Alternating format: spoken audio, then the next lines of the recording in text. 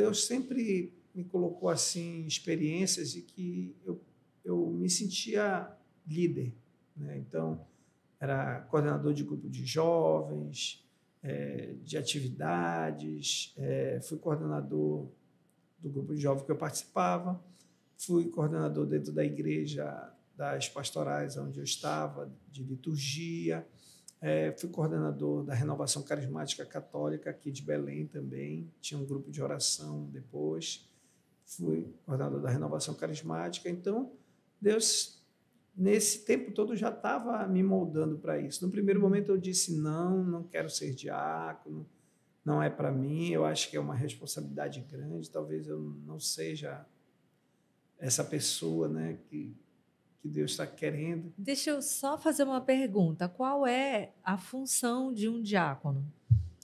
O diácono, ele está ali no meio termo, ele não é que a gente chama de leigo, que é o católico que vai para a missa, mas também ele não é o padre, porque o padre ele consagra, né, ele eleva a hóstia para transformar no corpo e no sangue de Cristo. Então, isso, algumas coisas que o padre faz, a gente não faz. Uma delas é essa. Mas a gente diz que a dupla sacramentalidade do cristão, que é o cristão que pode casar e é aquele que também eu sou ordenado como padre ordenado, eu também sou ordenado, a diferença é que eu posso ter família.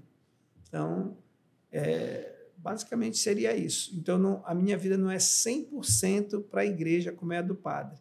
Eu tenho as minhas atividades, né? Trabalho, sou funcionário público, tenho uma família, tenho também as atividades da igreja. Então, são muitas coisas para uma pessoa só, mas Deus vai capacitando. Eu ouvi falar, não sei se é uma informação correta, eu também não me aprofundei para ver, de que até essa questão do padre poder casar ou não teria uma mudança. Você já ouviu falar nisso? Há propostas, a Igreja Ortodoxa, né, que é a Igreja Oriental, ela aceita o casamento. A Igreja Latina não, porque envolve algumas questões. Exemplo, já pensou uma mulher casada com um padre, aí final de semana a gente vai sair, vai viajar? Não pode, porque domingo eu sou da igreja. Então tem essas atividades, né? Então, precisa ser alguém realmente que é escolhido para fazer aquela função. Entendi. Né? Então, essa é a diferença do padre. Mas aí também são diversos dons, diversos carismas. A gente tem que entender isso. O padre tem a dele. Aí, exemplo, Deus também abre essa graça de que um homem possa ser um consagrado, mas ao mesmo tempo ter a família, que é o diácono. Mas a atuação em comunidade ali é muito próxima também, tal qual ao padre. Sim. Aí, muitas vezes eu digo que a gente tem um pouquinho mais da proximidade, que a gente vai mais em encontros, visitas, que normalmente, pela dimensão da responsabilidade que o padre tem, ele está como, digamos assim, o coordenador geral. E aí a gente também está ali como suporte, como auxílio do padre. Então, às vezes, a gente acaba indo mais às bases do que o próprio padre. Então, eu lhe interrompi sobre a história. Se eu estava falando até que chegasse a decisão de ser diácono. Aí, depois, na segunda vez, quando eu fui convidado, eu digo, agora é a hora da maturidade. Porque para ser diácono, você precisa ter 10 anos, alguma das regras, né? 10 anos de casamento.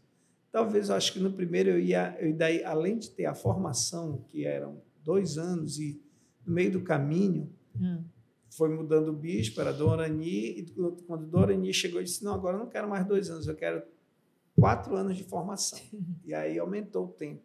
Então, não é algo tão fácil, realmente, para que Deus possa confirmar aquela escolha e até aquela decisão pessoal. Então, foi importante ao longo desses anos. Hoje eu tenho 13 anos de diácono. 13 anos de diácono. Aliás, 12 anos vou fazer agora em julho. E o que mudou? Mudou as responsabilidades, a visão de entender a igreja, né? Que eu digo sempre, a igreja ela é santa, porque ela foi feita por Cristo, né? Ela foi constituída por Cristo, mas ela é feita de pecadores, né? E quanto mais a gente convive, a gente vai vendo o outro, a gente tem que entender que o outro também é falho, porque a gente é falho. A gente, às vezes, quer que o outro seja perfeito quando ele tem as suas imperfeições, assim como todos nós temos. A gente tem... Por isso que a palavra de Deus diz assim, suportai-vos mutuamente, né? Então, esse suportai-vos... E essa palavra, agora eu me lembrei da minha avó, que ela reza demais. Ela, desde a hora, tem 92 anos, de manhã até à noite, ela disse que um dia ela chorou quando ela leu essa palavra, disse suportai-vos. Ela disse, como é que eu vou suportar a pessoa que erra, que não faz a coisa certa? E aí, muitas vezes é assim, esse suportar é em Cristo mesmo, né? Aceitar o outro como muitas vezes Cristo nos aceitou a cada um dos seus discípulos com as suas falhas,